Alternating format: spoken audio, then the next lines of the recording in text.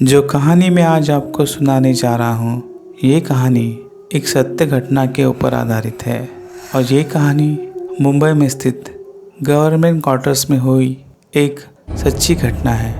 ये कहानी है सलीम और सलमा की, जिनकी नई नई शादी हुई थी। सलीम गवर्नमेंट ऑफिसर था। शादी होने के तुरंत ही बाद सलीम की एक अच्छी प्रमोशन हो गई और गवर्नमेंट की तरफ से उसे एक गवर्नमेंट क्वार्टर्स रहने के लिए मिल गया। दोनों बड़े खुश थे और वो खुशी खुशी गवर्नमेंट क्वार्टर्स के बिल्डिंग नंबर 25 के ग्राउंड फ्लोर में रहने के लिए आ गए। शुरू के काफ़ी दिन बड़े प्यार से और अच्छे से गुजरे। दोनों बड़े ही खुश थे नए घर में आने के बाद। पर कुछ ही दिनों के बाद सलीम को प्रमोशन का नशा चढ़ गया और वो जुए के और दारू के लत में फंसता चला गया। दोनों के दिन रात झगड़े होने लगे और दोनों में भी आपस में रोज़ रोज़ गाली गलौज और मारपीट होने लगी। पैसे घर के अंदर कम पड़ने लगे। सलीम सलमा को मार मार कर घर के अंदर जितने भी पैसे बचे हुए होते थे वो जुए में और शराब में उड़ाने लगा।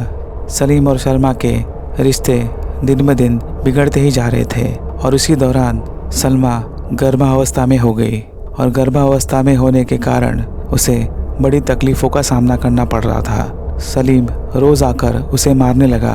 मारते मारते उसे ये भी होश नहीं रहता था कि वो गर्भावस्था में है। एक रात दोनों मियाँ बीवी का झगड़ा इस हद तक चला गया कि नशे की हालत में सलीम ने सलमा को इतना मारा कि वो मार खाते खाते ही मर गई। और जब ही सलीम को ये बात पता चली तो वो पागल सा हो गया।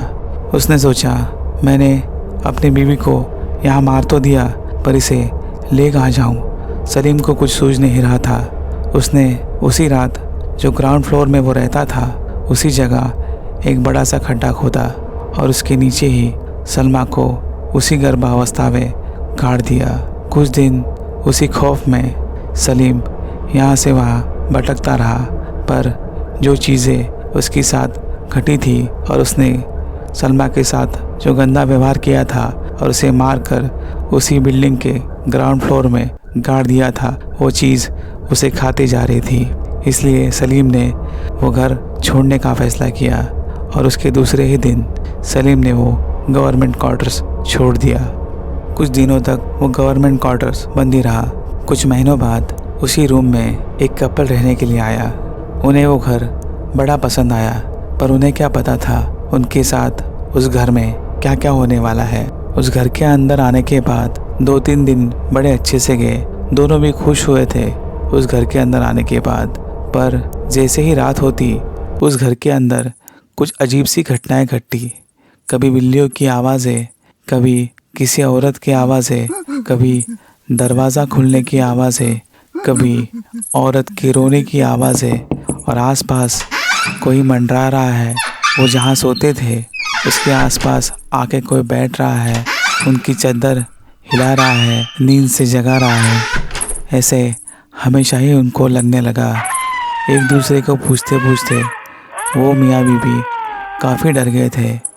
उन्होंने सोचा, सच में इस घर में कुछ अजीब सी घटनाएं हो रही है या हमें वो महसूस हो रहा है।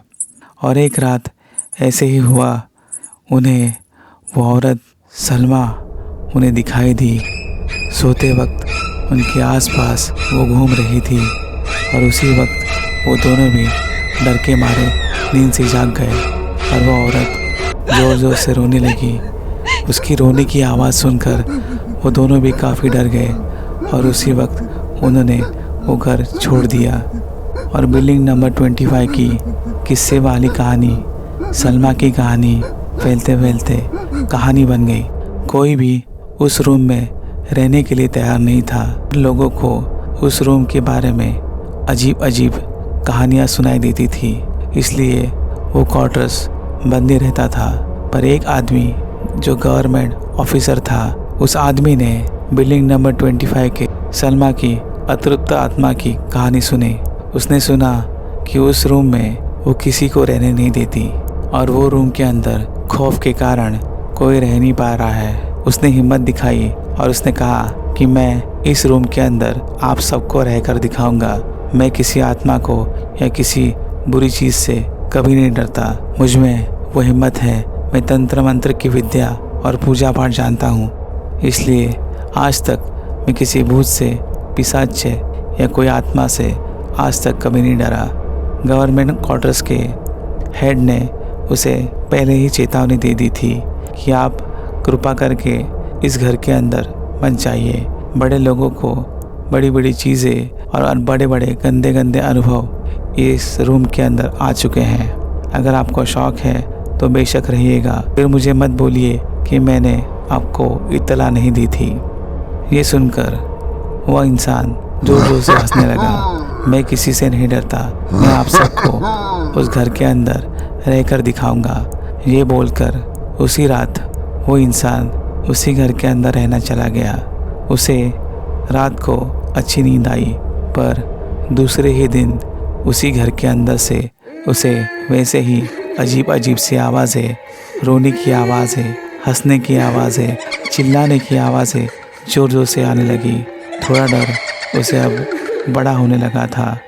उसने सोचा कि लोगों की बात सच थी या कोई मुझे सच में डरा रहा है।